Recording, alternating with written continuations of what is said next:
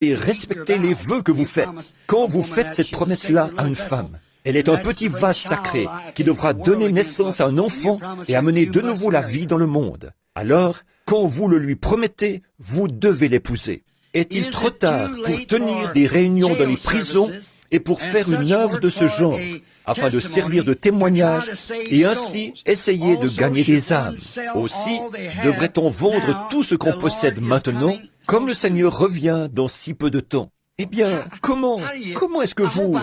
J'espère que je n'ai rien dit qui vous aurait porté à croire une chose pareille. L'ai-je fait? Si c'est le cas, pardonnez-moi. Ce n'est pas mon intention. Voyez, ne présumez pas ce genre de choses.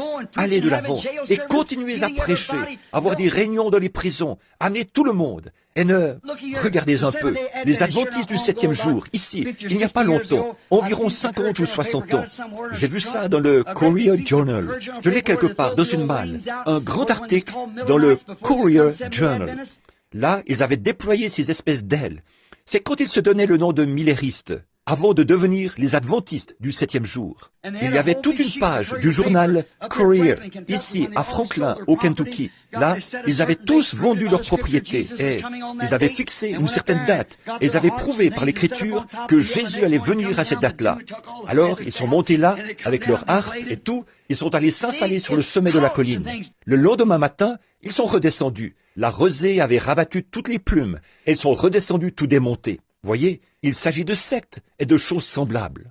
N'allez pas croire ça. Il se peut que Jésus ne vienne pas avant encore 100 ans. Je ne sais pas quand il viendra. Personne ne sait quand il viendra. Mais je vais m'efforcer de continuer à prêcher et à faire tout ce que je peux, jusqu'à ce qu'il vienne effectivement. S'il n'est pas ici aujourd'hui, je l'attendrai demain. S'il n'est pas ici cette semaine, je l'attendrai la semaine prochaine.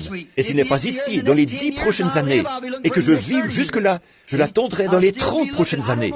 Voyez, je l'attendrai toujours. Je ne sais pas quand il viendra, mais je veux être fidèle à sa parole et loyal envers son peuple. Vivre comme un chrétien et attendre sa venue. Voyez, continuez à faire des services de prédication dans les prisons, à amener au salut tous ceux que vous pouvez. Je ne sais pas quand il viendra. Personne ne le sait, mais je dirai seulement ceci. C'est ce que j'essaie de vous dire. Et j'espère que vous ne cherchez pas à ajouter votre interprétation personnelle. Je ne réprimande pas cette personne-là.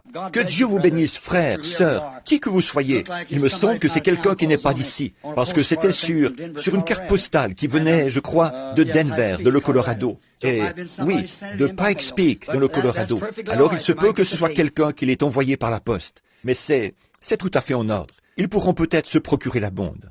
Mais souvenez-vous, ne changez absolument rien, si ce n'est de passer d'une vie de péché à une vie de justice. Continuez